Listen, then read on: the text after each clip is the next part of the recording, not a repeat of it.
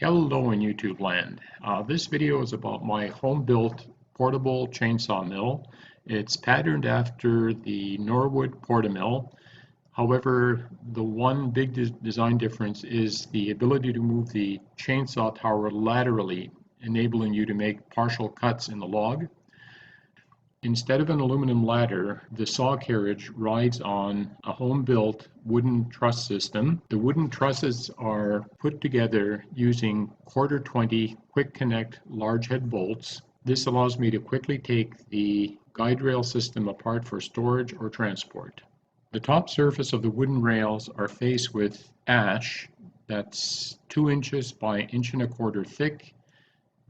The carriage has UHMW bearing surfaces on the bottom side, which rides on top of the ash rails. A couple of plastic rollers on the left side of the saw carriage prevents the possibility of the saw carriage being tipped over.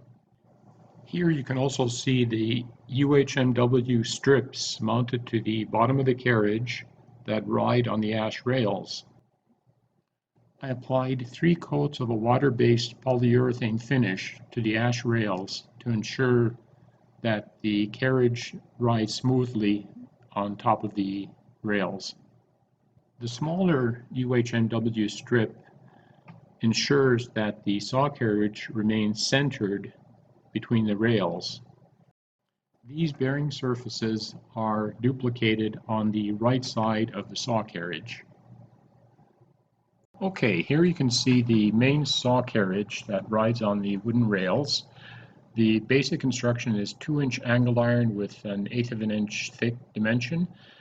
Triangular form at the base there is through bolted onto the Baltic birch plywood base, which is 24 inches square. The rails that bisect the triangle that you see there are 30 inches long, and the saw tower base, which is 14 inches by 4 inches wide, rides between those two rails. The distance between the two angle irons on that rail is 4 inches, which is the width of the metal plate there on the vertical saw tower, and that allows me to position that vertical saw tower closer or further away from the log that I'm sawing.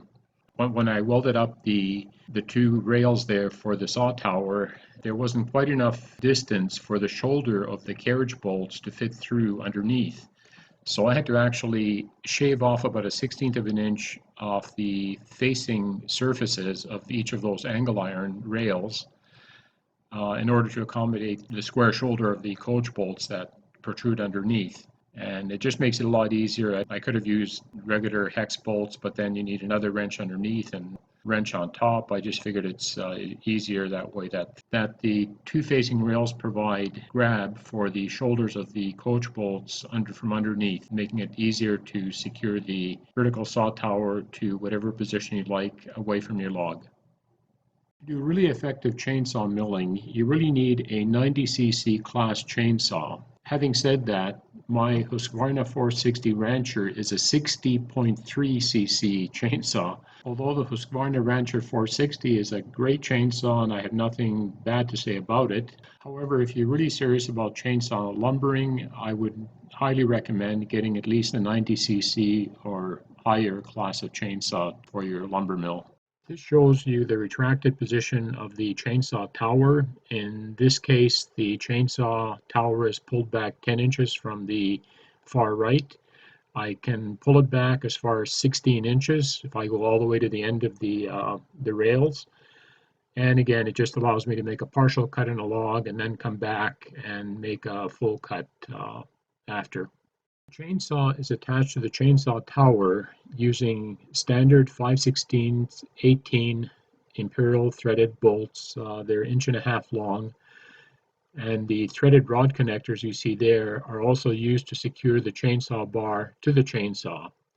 Now, the chainsaw has metric M8 x 1.5 threaded studs, which obviously are not the same size as the imperial 5/16 18 thread size. So what I did is I took the 5/16 18 threaded rod connectors you see here, and I retapped one end of that threaded rod connector for the M8 x 1.5 thread. The M8 times 1.5 size is very close to the Imperial 5/16 thread size, so I don't think I lost any structural integrity on that fitting. This view here shows you the chainsaw mill in its assembled state, and I'm just going to run through and point out some construction details. The chainsaw tower is constructed from a 2-inch square steel tubing with a 1/8 thick wall. It's raised up and down using a 5/8 by 11 TPI threaded rod. You'll notice a threaded rod coupling at the top of the chainsaw tower that attaches to the 5/8 threaded rod. And if you look carefully, you'll also see a set screw on the side of it that's used to secure that threaded rod connector to that threaded rod.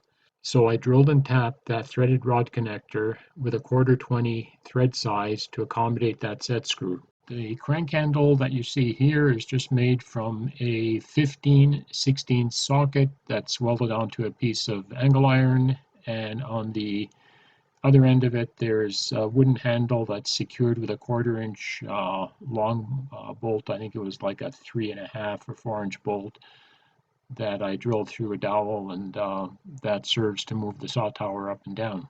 Okay, in this freeze frame here, you can see the 1/4 inch thick metal plate that the chainsaw is bolted onto. That 1/4 inch thick plate is then welded onto a square steel tubing sleeve, which rides on the vertical saw tower. The sleeve was constructed from 2.5-inch angle iron with a 3/16 inch thickness. Facing the angle irons against each other, I placed them around a piece of the 2-inch square steel tubing, added some shims to make sure that there was adequate clearance, that it wouldn't bind on the 2-inch square steel tubing. Then I proceeded to tack weld and finally fully weld the outer corner joints of those two facing angle irons. Here's another view of the movable chainsaw platform. You'll notice a steel cable that comes underneath that platform, and that attaches to the far end of the wooden rails, and that's used to move the chainsaw carriage using a small winch. This shows the roller bracket on the lighter end of the saw carriage assembly. The purpose of that roller assembly is to grab the underneath of the top rail and to prevent the possible tipping over of the carriage assembly. Here's the winch/throttle handle. The handle mounts onto an angle iron bracket on the base and is fixed with a 1/4 inch pin, which slides through and allows for quick installation or removal of the handle. A short piece of fishing wire leader is used to secure the captive pin to the carriage base and prevent its loss. Garage door pulleys are used to guide the plastic-coated wire cable, which is used to move the saw carriage. Another nice feature of a sawmill like this is that your face is kept further away from the exhaust fumes coming out of the chainsaw. If you ever used an Alaskan type sawmill, your face is much closer to the exhaust fumes on the chainsaw, and since it does take some time to slice a log, depending on which way the wind is blowing, you'll be breathing in quite a lot of fumes. This shows you the bicycle brake lever, which is used to control the throttle on the chainsaw.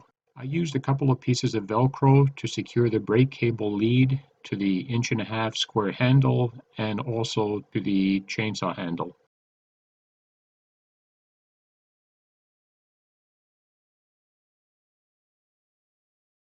The throttle lever mechanism is made out of some stainless steel scraps that I had lying around in the shop.